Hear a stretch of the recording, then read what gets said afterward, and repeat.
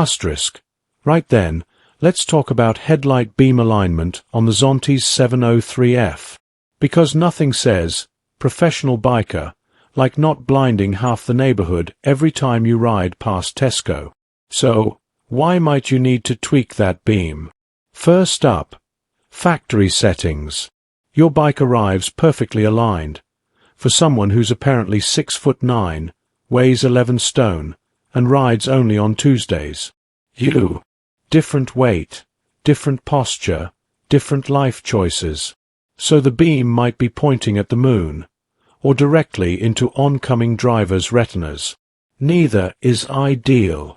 Next, luggage and passengers. Add a top box, panniers, or your mate Dave on the back, and suddenly the front end lifts like it's trying to take off. Congratulations! You've turned your Zontes into a mobile lighthouse. Time to adjust. Then there's suspension changes. If you've stiffened it, softened it, or just fiddled with it because you were bored.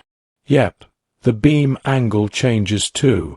Your headlight is basically saying, mate, pick a setting and commit. And of course, safety. A properly aligned beam lets you see the road, without turning everyone else into temporary extras from a sci-fi abduction scene. You want visibility, not a criminal record. Finally, MOT time. If your beam is too high, too low, or pointing somewhere suspicious, like into a hedge, you're failing.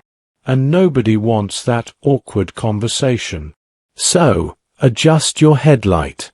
It's quick, it's easy, and it stops you looking like the guy who bought a 703F but forgot how light works. Ride safe, and keep your beam where it belongs. I'm coming for the throne.